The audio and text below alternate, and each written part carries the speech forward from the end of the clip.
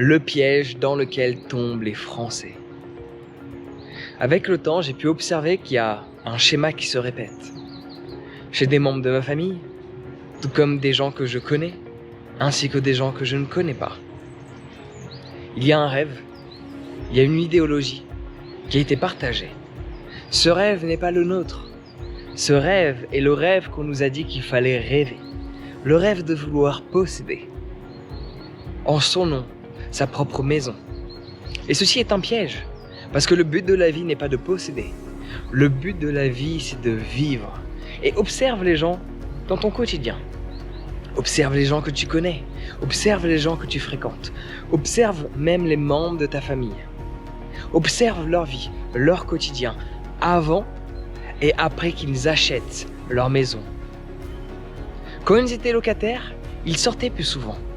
Ils allaient expérimenter la vie. Ils allaient partir en vacances quelques semaines chaque année. Ils allaient peut-être voyager. Ils allaient inviter leurs amis au restaurant. Ils allaient profiter de la vie. Ils allaient vivre. Ils allaient expérimenter la vie. Et depuis qu'ils sont propriétaires, ils ne vivent plus. Ils ne voyagent plus. Ils ne vont plus dans des pays nouveaux. Ils n'ont plus le budget pour inviter des amis ou la famille au resto. Parce qu'il faut penser à la taxe foncière. Il faut penser aux éventuelles fuites, à réparer la plomberie. Il faut penser à tous ces frais annexes qu'il n'y avait pas quand tu étais locataire.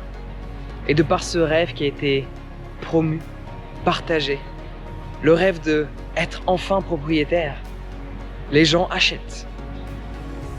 Ont ce sentiment d'accomplissement parce que cela est leur. Cela est à moi. Mais au final, tu ne l'emporteras pas avec toi. Par contre, ce que je peux te garantir, c'est les expériences de vie que tu vas avoir, que tu peux avoir, les gens que tu peux rencontrer, les pays dans lesquels tu peux voyager, toutes ces expériences de vie que tu peux obtenir, tu l'emportes avec toi, à travers des souvenirs. La maison que tu achètes, qui est à ton nom, sur ton lit de mort, tu ne te diras pas « Waouh, j'ai été propriétaire ». Parce que cela n'a jamais été ton rêve. Cela a été le rêve qui a été promu par les banques parce que c'est bénéfique pour elles que tu t'endettes. Laisse-moi répéter ça. Le rêve d'être propriétaire n'est pas bénéfique pour toi, mais bénéfique pour les banques parce que tu t'endettes. Tu es leur esclave. La banque, c'est le MAC. Et toi, tu es la prostituée d'elle. C'est un terme violent à exprimer, que peut-être tu vas rejeter, parce que ça fait mal de l'entendre et de réaliser que cela est vrai.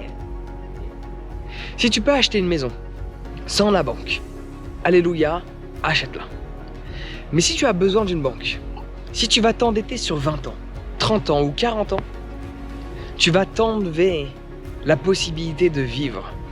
Alors je ne suis pas 100% contre le fait de acheter. Personnellement, le domaine que j'ai acheté, c'est pas pour poser mes fesses. Je continue d'être libre, d'expérimenter la vie. C'est pour ça que je te fais cette vidéo ici même avec quelques petites ruines soviétiques. Étant donné que je suis en Bulgarie en ce moment même, je me suis juré un jour de ne jamais m'enfermer dans une prison dorée. La maison, le fait de l'acheter en nom propre, chose que je n'ai pas fait, que je te déconseille de faire et de le faire plus via une SCI, on pourra en parler dans d'autres vidéos, ce qu'on appelle un montage financier, de le faire d'une manière plus réfléchie. Non pas comme les banques veulent que tu le fasses, mais comme il faut que tu le fasses. Il y a une notion qui n'est pas la même. Je me suis juré le jour où j'achète quelque chose, de ne pas m'empêcher de vivre comme tous les membres de ma famille que j'ai pu voir. Ils achètent une maison, ils sortent plus le week-end parce qu'il faut réparer la maison. Ils achètent une maison, ils sortent plus le week-end parce qu'il faut rénover la maison. Ils achètent une maison, ils partent plus en vacances parce qu'on a acheté une maison. Et les années s'écoulent. Mais à la fin d'une vie, tu ne te souviendras pas de la maison que tu as achetée.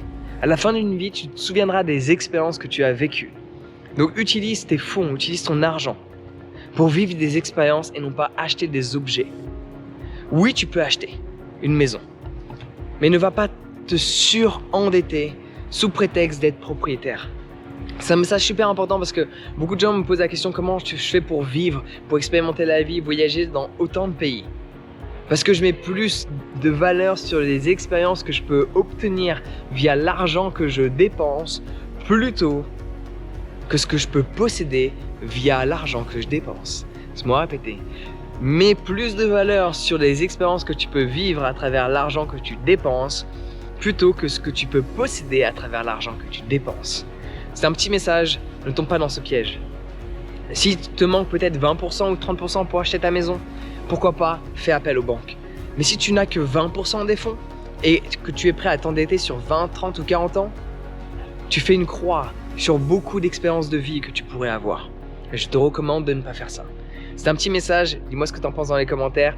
Et bien sûr, si tu veux expérimenter la vie avec un grand V, viens à un de mes événements, tu vas voir ce que c'est de vraiment vivre. Regarde les témoignages que les gens ont laissés à mes retraites spirituelles, elles sont exceptionnelles. Je te dis à très bientôt, sur ce, prends soin de toi. Et si tu veux te renseigner sur les dates de mes prochains événements, le lien est dans la description. Sur ce, prends soin de toi et passe une excellente journée.